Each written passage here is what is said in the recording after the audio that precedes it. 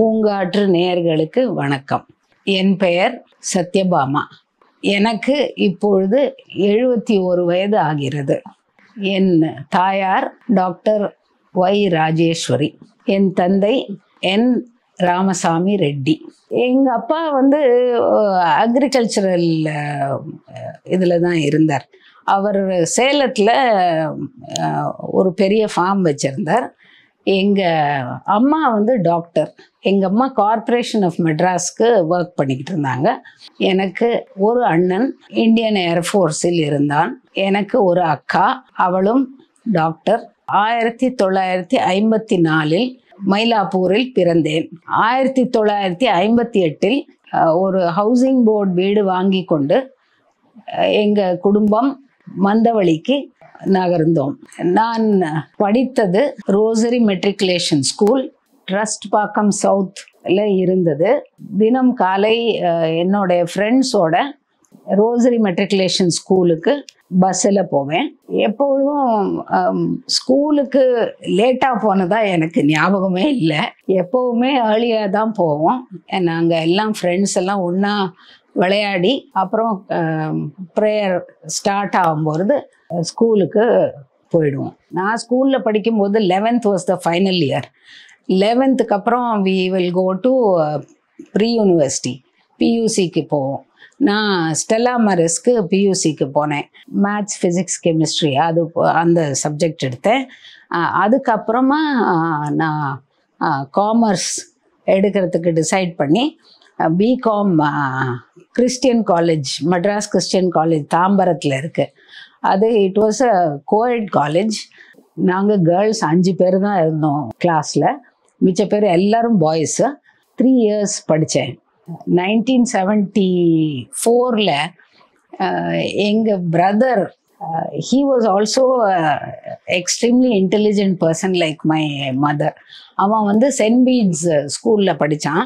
அங்கே எல்லா ப்ரைஸஸும் அவன் தான் வாங்குவான். நேஷ்னல் டிஃபென்ஸ் அகாடமியில் he was a flying officer. 14 வயசுலேயே அவன் எக்ஸாமினேஷனை பாஸ் பண்ணி என்டிஏ நேஷ்னல் டிஃபென்ஸ் அகாடமியில் போய் ஜாயின் பண்ணான். அதுக்கப்புறம் 6 years he was working in the air force.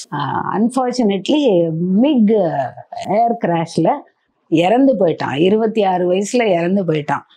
அப்போது எங்களுக்கு வீட்டில் ஒரு தடங்கல் வந்தது. அவன் இறந்து போன துக்கத்தை அனுபவிக்க முடியாமல் எங்கள் அப்பா அடுத்த வருஷமே இறந்து போயிட்டார். அவர் இறந்து போனப்போ நாங்கள் 3 லேடிஸ் மட்டும். எங்கள் அம்மா stopped working as a doctor and my mother was depressed. எங்கள் சிஸ்டர் அப்போ தான் மெடிக்கல் காலேஜில் படிச்சுக்கிட்டு இருந்தாங்க. அவங்க 3rd year மெடிக்கல் காலேஜ் படிச்சுக்கிட்டு இருந்ததுனால I decided to start working. First job எனக்கு எக்ஸ்போர்ட் கிரெடிட் அண்ட் கேரண்டி கார்பரேஷனில் கிடச்சிது. எனக்கு லக் இருந்ததுனால கிடச்சிதுன்னு நான் நினைக்கிறேன். 8 மாதத்தில் எனக்கு ஒரு officers post in Indian bank கிடச்சிது. எனக்கு பேங்க்கில் வேலை கிடைக்கிறது ஒரு சந்தோஷமான விஷயமா இருந்தது அந்த காலத்தில். அதனால் அந்த வேலையை எடுத்துக்கிட்டு நான் என்னுடைய இசிஜிசி வேலையை ரிசைன் பண்ணிட்டேன். அதுக்கப்புறம் இந்தியன் பேங்க்கில் வேலை பண்ணிக்கிட்டு இருந்தபோது ஒரு 10 months கழித்து எனக்கு கம்ப்யூட்டர் மெயின்டெனன்ஸ் கார்பரேஷன் ஒரு கம்பெனி ஃபார்மாக இருந்தது. Started working. I had done my BCom and I had done my ICWA. I also completed a management course in IIT Madras. It was a postgraduate diploma in industrial management. Computer Maintenance Corporation join பண்ண உடனே accounts டிபார்ட்மெண்ட்டில் தான் join பண்ணேன். அதுக்கப்புறம் என்னுடைய அண்ணனுடைய friend என்னுடைய husband, அவர் எங்கள் அண்ணன் செத்து போனதுலேருந்து எங்கள் அப்பாவும் அடுத்த வருஷமே இறந்து போயிட்டாருங்கிறதுனால எங்களுக்கு வீட்டில் என்னென்ன தேவைப்பட்டதோ அந்த ஹெல்ப்பெல்லாம், ஏன்னா நாங்கள் 3 பேரும் லேடிஸாக வீட்டில் இருந்தோம்.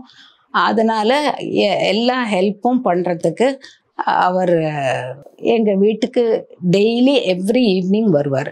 நிறைய ஃப்ரெண்ட்ஸ் இருந்தாலும் அவர் ஒருத்தர் தான் தனிப்பட்ட முறையில் எங்களுடைய தேவைகள் எல்லாம் தெரிஞ்சுக்கிட்டு, நானும் எங்கள் அக்காவும் அப்போ எங்கள் அக்கா காலேஜில் படிச்சுக்கிட்டு இருந்தாங்க. நான் இன்னும் வேலைக்கு போகலை. நான் அப்போ தான் பிகாமும் முடிச்சிருந்தேன். எங்கள் வீட்டில் என்ன தேவைப்படுங்கிறதுக்காக தினம் எங்கள் வீட்டுக்கு வருவார். எங்கள் அம்மாவுக்கு மெடிக்கல் ஹெல்ப்பு, எங்கள் வீட்டு இது எல்லாம் ஹெல்ப் பண்ணுறதுக்கு அவர் வந்து ஹெல்ப் பண்ணிக்கிட்டு இருந்தது. அப்படி ஒரு 5 வருஷமாக பழக்கப்பட்டு ஒன்றா லைஃப்பை லீட் பண்ணணும்னு டிசிஷன் எடுத்தோம். கண்ணன் ராஜகோபாலன்னு அவரை திருமணம் செய்யறதா நிச்சயம் பண்ணி 1980 ஃபெப்ரவரி மாதம் எனக்கு கல்யாணம் ஆச்சு. ஃபெப்ரவரி மாதத்தில் கல்யாணம் ஆனையும் அந்த வருஷம் எண்டு நவம்பர் மாதத்துலேயே எனக்கு பையன் பிறந்தான். லைஃப் சுமூகமாக போய்கிட்டு இருந்த சமயத்தில் எனக்கு ஒரு பொண்ணு பிறந்தா. 1983 பொண்ணு பிறந்தா. எங்கள் mother in law was a great support. எங்கள் ஹஸ்பண்ட் வந்து ஒரு company to manufacture flushing cisterns for the first time in South India. He started a company coated with PU paints. The PU paint used to make that plastic cistern look like a ceramic cistern. The company did very well. I was working in CMC. 12 வருஷம் systems engineer work பண்ணிட்டு இருந்து I had come to a stage where there was a lot of people, jobs were churning. People were all leaving and going abroad. அந்த சமயத்தில் எங்கள் ஹஸ்பண்டோடைய business was doing very well. அப்போது எங்கள் husband உடைய கம்பெனிக்கு நான் ஹெல்ப் பண்ணுறதுக்காக I went and join my husband's company.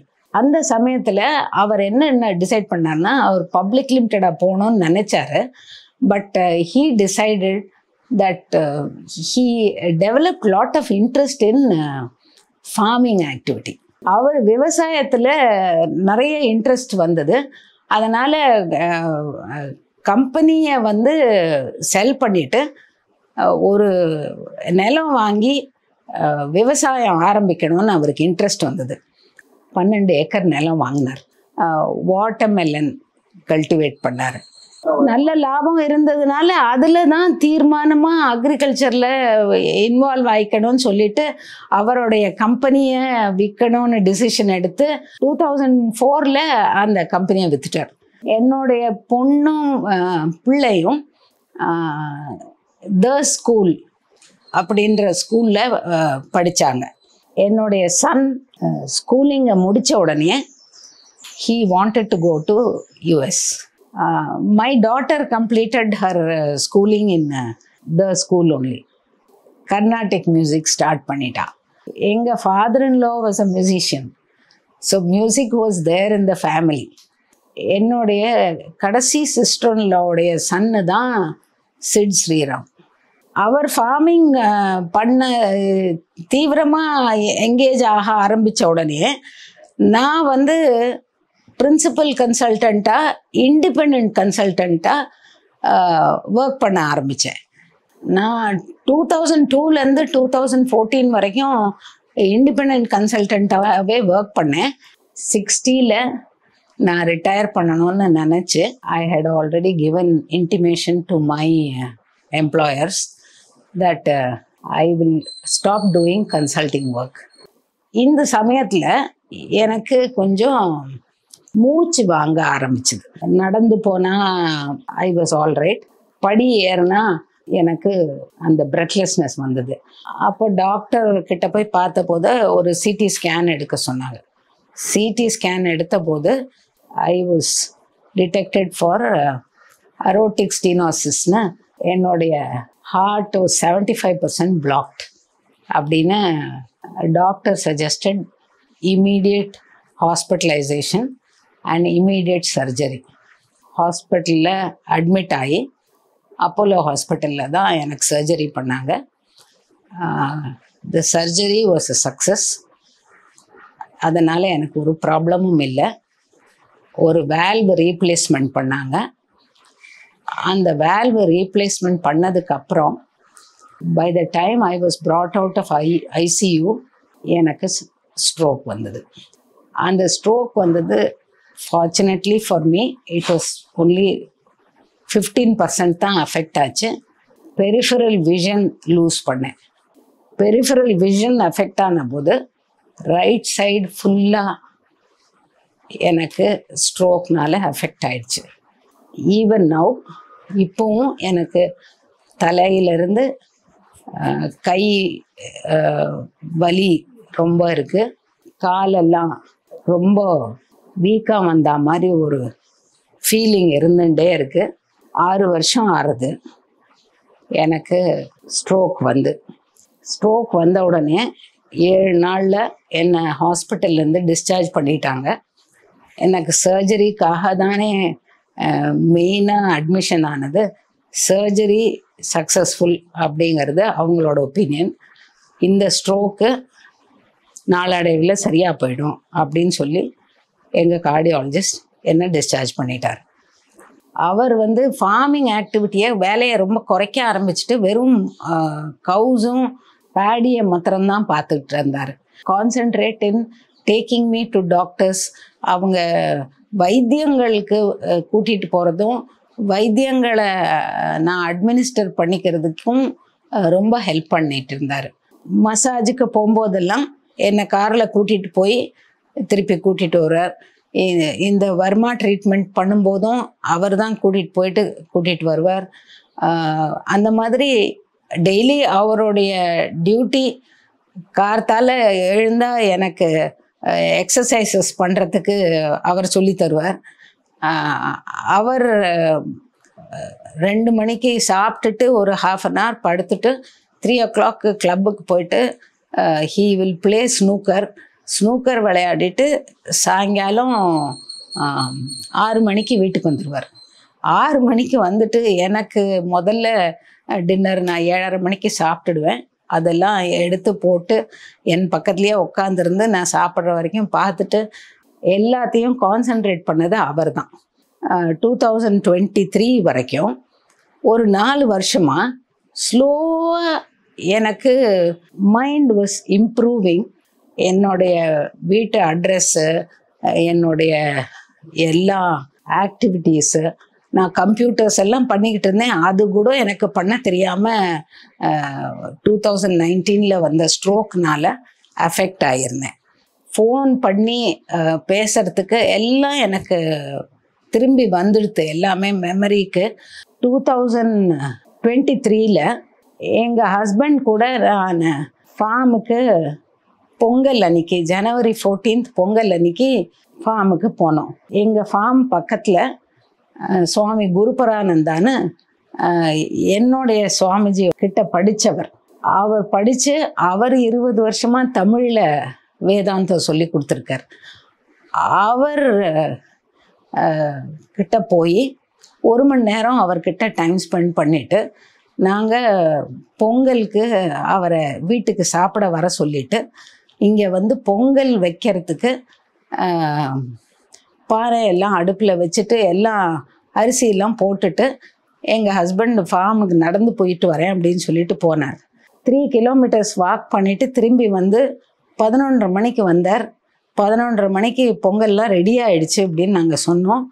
சாமிஜிக்கு phone பண்ணி சாப்பிட வர சொல்லிட்டார்.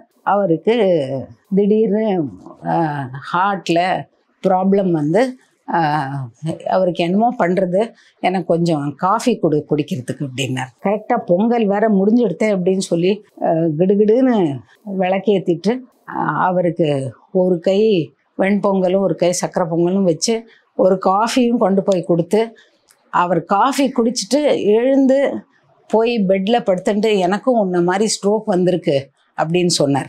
சுவாமிஜிக்கு ஃபோன் பண்ணி ஏற்கனவே வர சொல்லிட்டதுனால அவரும் வந்துட்டார். அவர் வந்த உடனே சுவாமிஜி கையை பிடிச்சிட்டு அவருடைய ஹார்ட்டில் இருக்கிற பெயினை பற்றி ஸ்லோவாக சொல்லிக்கிட்டே இருந்தார். அப்படியே போயிட்டார். அவர் உசுரை விட்டுட்டார் சுவாமிஜி கையில். சுவாமிஜிக்கும் பயங்கர ஷாக் ஆகிடுது. உடனே எடுத்துன்னு வந்துட்டோம் மெட்ராஸ்க்கு. 2023 எங்கள் ஹஸ்பண்ட் இறந்து போனதுக்கப்புறமா என்னுடைய லைஃப் பிகேம் லோன்லி.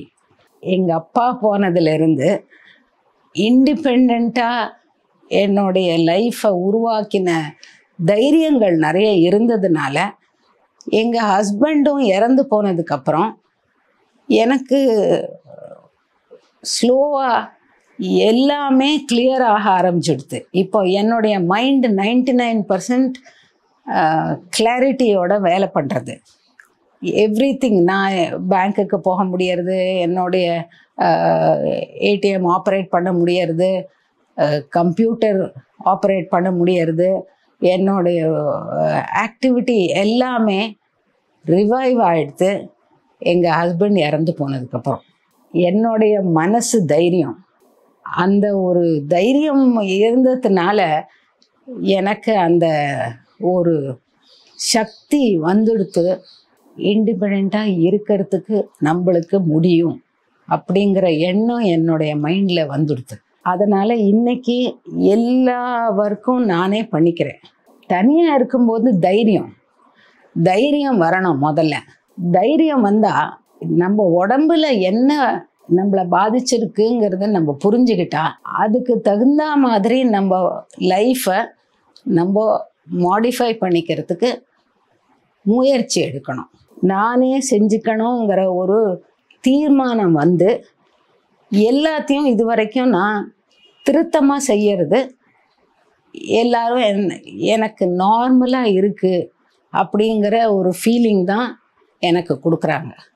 என்னை பார்க்குறவங்களாம் ஒன்றுமே உங்களுக்கு அஃபெக்ட் ஆகலை. எனக்கு உள்ளே இருக்கிற வலி, உள்ளே இருக்கிற ப்ராப்ளம் எனக்கும் என்னோடய ஃபிசியோதெரபிஸ்ட்டுக்கும் தான் தெரியும். இப்போ திரும்பி ஃபிசியோதெரப்பி ஆரம்பிச்சிருக்கேன். 6 வருஷம் கழித்து எவ்வளவு தூரம் உங்களை சரி பண்ண முடியுமோ சரி பண்ணுறதுக்கு அட்டெம்ப்ட் பண்ணுறேன் அப்படின்னு ஒரு ஃபிசியோதெரபிஸ்ட் ஒருத்தர் எனக்கு சொல்லினார். அதனால் நான் அவர்கிட்ட இப்போது ஃபிசியோதெரப்பி பண்ணிக்கிட்டு இருக்கேன். எந்த அளவுக்கு எனக்கு உடம்பை சரி பண்ணி கொடுக்குங்கிறது கடவுளுக்கு தான் வெளிச்சம். தினம் ஃபிசியோதெரப்பி பண்ணுறதுனால எக்ஸ்பென்ஸ் இருக்குது. அந்த எக்ஸ்பென்ஸை மைண்டில் வச்சுட்டு என்ன மாதிரி நம்ம மேனேஜ் பண்ணணுங்கிறத நம்மளுடைய மணி ஸ்ட்ரென்த்தை பேஸ் பண்ணி நம்ம டிசிஷன் எடுத்துக்கணும். என்னுடைய லைஃப்பில் இருக்கிற மேஜர் ஹேசல்ஸ் பற்றி தான் நான் சொல்லியிருக்கேன். The happy part of my life has been my work from 2002 to 2014. I traveled all over the world. I worked in some of the best projects and I really enjoyed the opportunity that I got. இந்த வாய்ப்பு தந்த பூங்காற்று சேனலுக்கு என்னுடைய நன்றியை நான் தெரிவிச்சுக்கிறேன்.